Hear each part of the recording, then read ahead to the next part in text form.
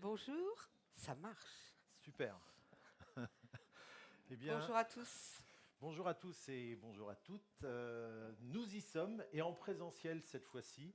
Donc c'est un vrai bonheur. Réjouissons-nous d'être tous réunis.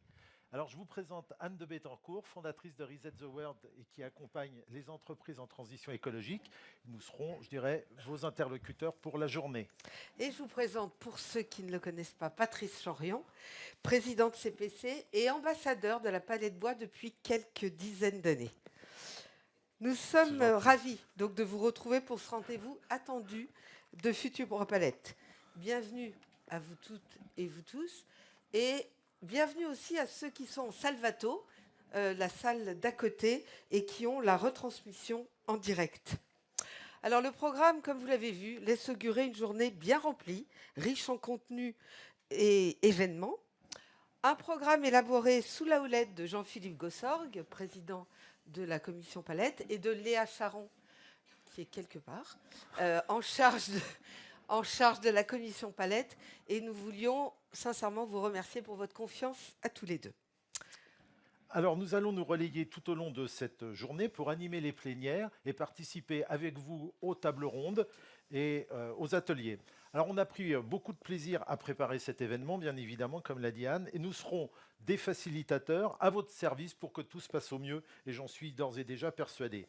Alors nous comptons aussi sur votre participation active lors des traditionnels moments réservés pour les questions, bien évidemment.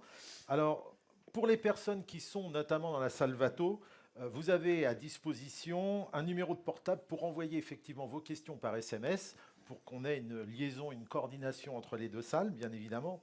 Alors, cette journée, c'est aussi un espace de travail, un espace d'échange donc, et de rencontre. Donc, bien évidemment, nous allons en profiter pleinement. Alors quelques recommandations générales. Chers intervenants, merci par avance de respecter les temps prédéfinis. Je sais que ça va être notre challenge, mais nous serons les gardiens du temps et nous nous permettrons de vous signaler un petit 3 minutes et un petit 1 minute avant la fin de vos interventions.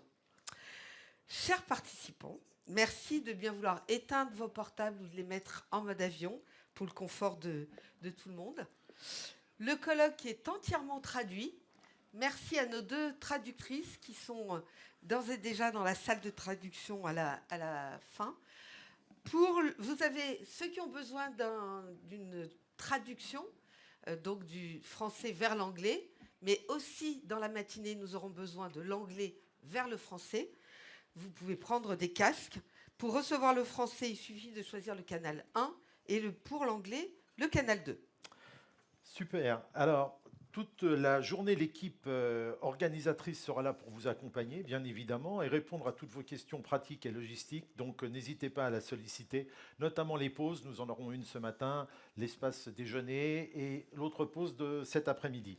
Alors, point important, parce que je pense que vous aimez aussi avoir après la matière. Mais la matière, les PowerPoint seront disponibles à la fin de cette semaine. Donc, tout ce qu'on va vous présenter aujourd'hui, et il y a matière, soyez rassurés. Et l'enregistrement des tables rondes et des ateliers pourra être disponible d'ici une dizaine de jours. Exactement. Si certains d'entre vous ne souhaitent pas être filmés, merci de le signaler à l'équipe vidéo qui est ici. Bon, eh bien écoutez, sans plus tarder, nous allons passer la parole à Jean-Philippe Gossorgue, donc président de la commission Palette de la Fédération nationale du bois, pour l'ouverture de Futuro Palette 2023. À toi, Jean-Philippe.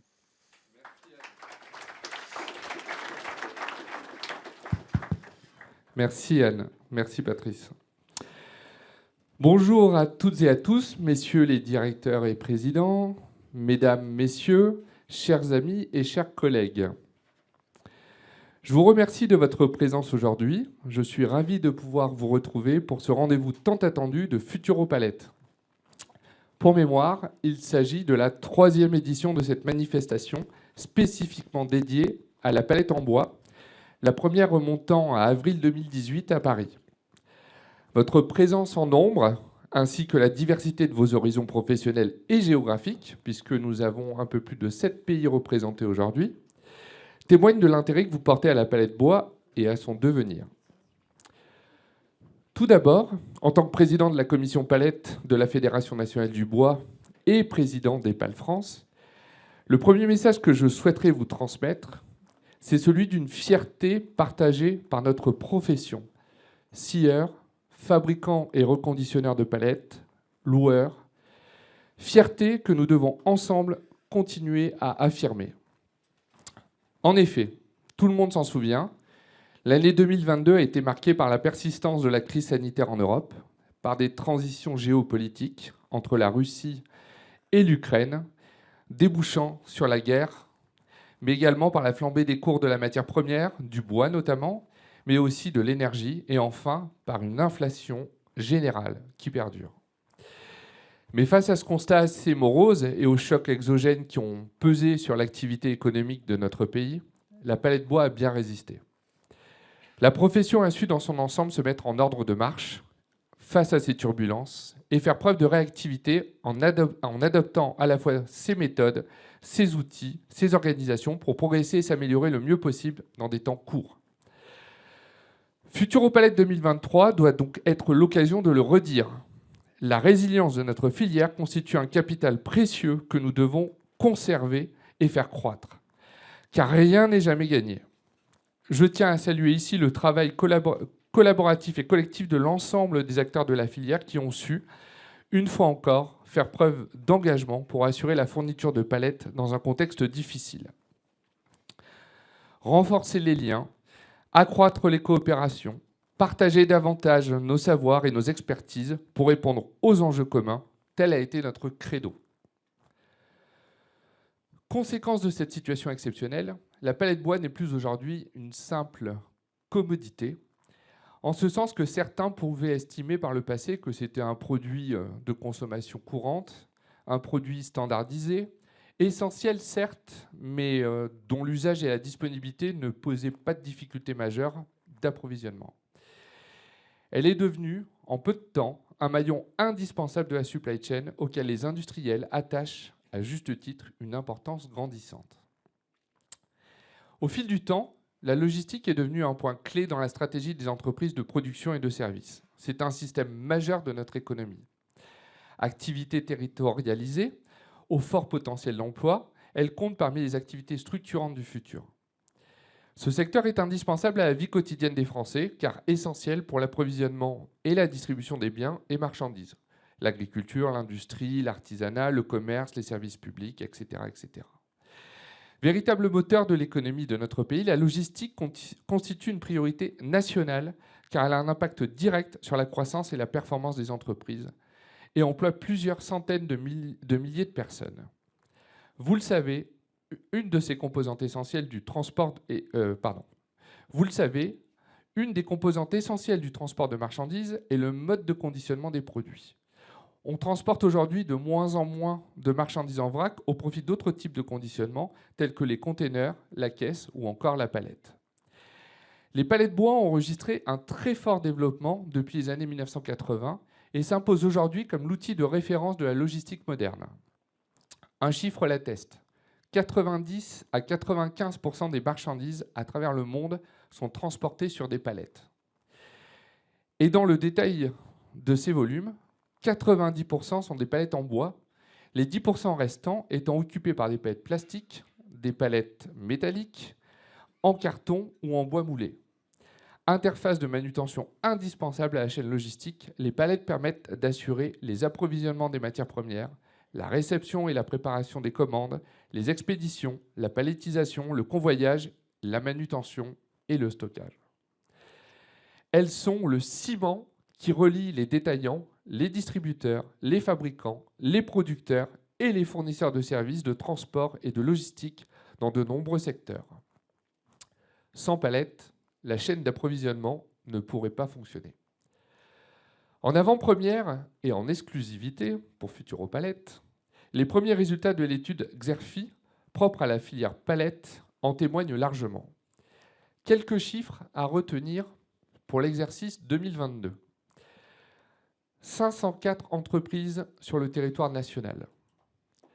Un chiffre d'affaires embarqué de 2,410 milliards d'euros, pour les activités de fabrication et de reconditionnement des palettes et caisses palettes, soit une hausse de 34% par rapport à 2019.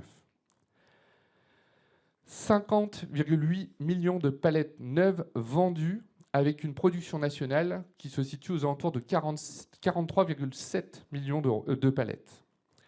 96,3 millions de palettes collectées en France. 33,6 millions de palettes réparées. 73,5 millions de palettes d'occasion vendues. La filière palette française, dans son ensemble, a consommé en 2022 1,94 million de mètres cubes de sciage et 88 000 mètres cubes de dés en bois moulé.